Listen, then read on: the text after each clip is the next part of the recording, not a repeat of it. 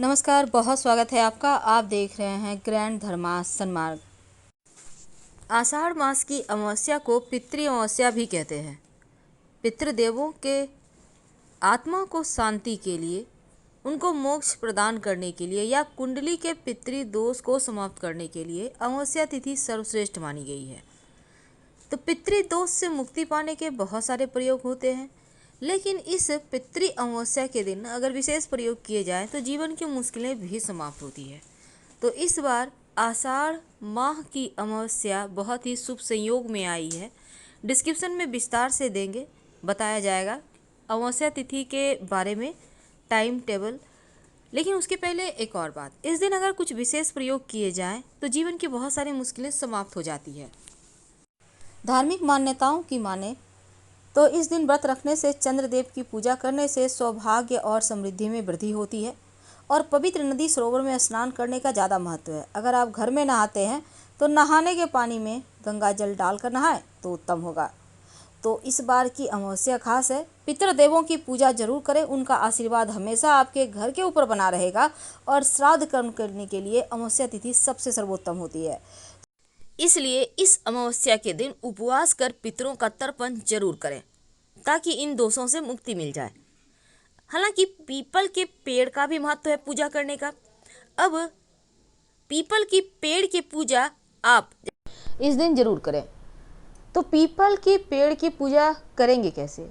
सुबह सुबह आप जब भगवान सूर्य को जल अर्पित कर दें स्नान करके, इसके बाद पितृदेवों के निमित्त अर्पित करें और इसके बाद फिर 1 लोटा जल घर से ही भर के ले जाइएगा।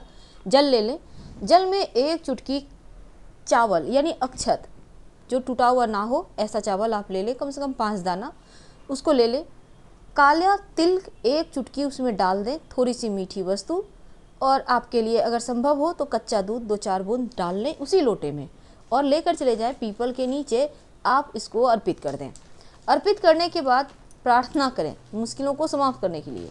लेकिन अगर नौकरी रोजगार की मुश्किल हो, आपके घर में कोई बच्चे हैं, जॉब नहीं मिल रही, परेशानी बहुत है, आपका व्यापार नहीं चल रहा, बहुत तरह की मुश्किलें आती है, रोजी रोजगार से संबंधित कोई मुश्किल हो, तब एक काला धागा लेकर जाइएगा। पीपल के पेड़ की डाली में अपनी मनोकामना कहते हुए उस धागा को जितनी मर्जी उतनी बार लपेटें। लेकिन जब गांठ लगाइएगा तो 7 गांठ लगातार लगाना है। पहले लपेट लें, फिर गांठें लगाना शुरू करें और एक लाइन से 7 बार उसको गांठ लगा दें। और फिर आप अपनी जो भी आपकी मन्नत है, परेशानी है आपके हैं, और बिना पीछे मुड़े वहाँ से घर आ जाएं। भगवान ने चाहा तो आपकी मुश्किलें 1-1.25 महीने से लेकर 6 महीने के अंदर समाप्त हो जाएगी और आपका नौकरी व्यापार में बरकत होगी या फिर प्राप्त होगी।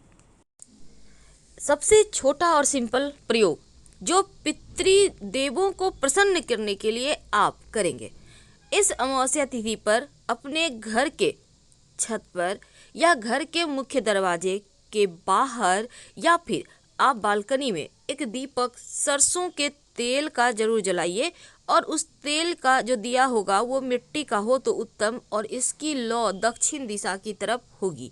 दीपक में कुछ मत डालिए, सिर्फ 1 चावल का दाना डाल दीजिएगा, आपके पितृ तृप्त होंगे। लेकिन आप चाहें तो एक बर्तन में थोड़ी सी मीठी वस्तु, मिट्टी का या प्लास्टिक का बर्तन ले लें और उसके साथ एक गिलास में, प्लास्टिक का गिलास में आप पानी ले लें और ले जाकर इसको कहीं भी आप रोड किनारे या फिर पीपल के पेड़ के या किसी भी पेड़ के नीचे आप रख दें और संभव हो तो एक दिया जला दीजिएगा। वैसे ये प्रयोग छत पर भी किया जा सकता है, लेकिन आप इसको घर से बाहर भी कर सकते हैं। अगले दिन इस जल को अगर आपने छत पे किया है तो पौधे में डाल दें। जो मीठी वस्तु है वो चिड़ियों को खाने के लिए छोड़ दें। बाद में उस स्थान को धो दीजिएगा। अगर घर में करते हैं तो, बाहर करते हैं तो फिर कोई आवश्यकता ही नहीं है कि आप वहाँ पर फिर से जाएं। करके देखें, इससे भी पितृ तृप्त होते हैं, पितृदोष समाप्त हो जाते हैं। तो इस दिन झाड़ू का भी महाप्रयोग किया जाता है। लेकिन जब आप अपने घर की सफाई कीजिएगा सुबह सुबह, तब नमक या फिटकरी मिले हुए ही पानी से आपको पोछा लगवाना है और उसके बाद एक बर्तन में पानी ले लें, प्लेन वाटर थोड़ा सा ले लें और उसमें 1 चुटकी हल्दी डालकर पूरे घर में छिड़काव करें।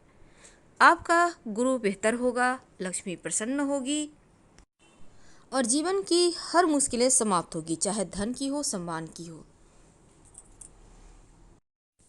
शाम के समय पीपल के नीचे एक दिया जरूर जलाइएगा। सरसों के तेल का दिया होगा, एक चुटकी काला तिल या काली उड़द दाल के ही जलाएं। और दूसरा, आप एक छोटा सा काम करें, पास के शिव जी के मंदिर में जाकर, या फिर हनुमान जी का मंदिर है तो वहीं चल जाइएगा और एक दीपक जरूर जला दें। ये दीपक सरसों के तेल का होगा तो अच्छा है, और नहीं तो आप घी का भी जला सकते हैं। तो दिया में आपको सिर्फ एक लौंग रख देना है, ये बहुत आवश्यक है। लौंग का मतलब होता है आपकी मनोकामनाओं की पूर्ति के लिए आपने भगवान से मन्नत मांगी है। ये लौंग जरूर डालिए, आपकी मनोकामना शीघ्र पूरी होगी। तो अपने घर के मुख्य दरवाजे के बाहर एक दिया इस दिन जलाने का विधान है। शनिचरी अमावस्या है, तो शनिदेव के दोषों से मुक्ति पाने के लिए, उनके तमाम जो ग्रहों की पीड़ाएं हैं उनसे बाहर निकलने के लिए आप चाहें तो, जैसे आपकी 7.5 या ढैया चल रही है, कुंडली में कोई दोष है, बिगड़ा हुआ है शनि, तो आप शनिचरी अमावस्या का फायदा उठाइए और एक स्टील की कटोरी में थोड़ा सा सरसों तेल लेकर शनिदेव के शिला पर अर्पित कर दें। अगर आपके घर के आसपास शनि शिला नहीं है, तब इस एक स्टील की कटोरी में आप सरसों का तेल रखकर, आप चाहें तो शुक्रवार की रात ही अपने बेडरूम में रख सकते हैं और शनिवार को इसमें चेहरा देखें। अगर आप शुक्रवार की रात नहीं कर पाए किसी कारणवश, तो शनिवार के दिन स्टील की कटोरी में सरसों का तेल ले लें, छोटा सा कटोरी लीजिए, आपकी मर्जी, आप बड़ा भी ले सकते हैं, और उसमें आप आधा कटोरी तेल ले लें और उसमें अपनी छाया देखें, यानी कि फेस को देखें, और फिर इसको दान कर दें।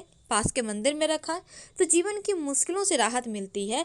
और यहाँ तक कि 7.5 ढैया के कारण जो जीवन में परेशानियाँ हैं, स्वास्थ्य की, आर्थिक परेशानियाँ, रिश्तों की परेशानियाँ, माता के पिता के स्वास्थ्य में कष्ट है, वो सभी मुश्किलों से आप बाहर निकल आते हैं। तो इस दिन एक छोटा सा प्रयोग लौंग का किया जाता है। वैसे तो लौंग, चूँकि अमावस्या तिथि है, तो लौंग के प्रयोग से आपके किस्मत के बंद ताले खुल सकते हैं।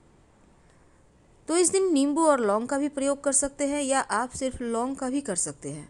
सिंपल तरीके से, अगर आपका जीवन में शत्रु बहुत है, मुश्किलें ज़्यादा है तब, या फिर धन नहीं आ रहा, तो आप अपने ऊपर से कम 3 बार उल्टा उतार लें एक लौंग लेकर हाथ में, और घर से बाहर निकलकर दक्षिण दिशा में फेंक दें, तो आपकी मुश्किलें समाप्त हो जाती है।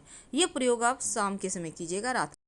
देखिए, वैसे तो पितृदोष से मुक्ति पाने के लिए, पितरों का आशीर्वाद पाने के लिए इस दिन दूध चावल सी खीर बनाकर, गोबर के उपले या कंडे की कोर जलाकर उन पर पितरों के निमित्त खीर का भोग लगाएं, तो ऐसा करने से भी आपके पितृ संतुष्ट होते हैं।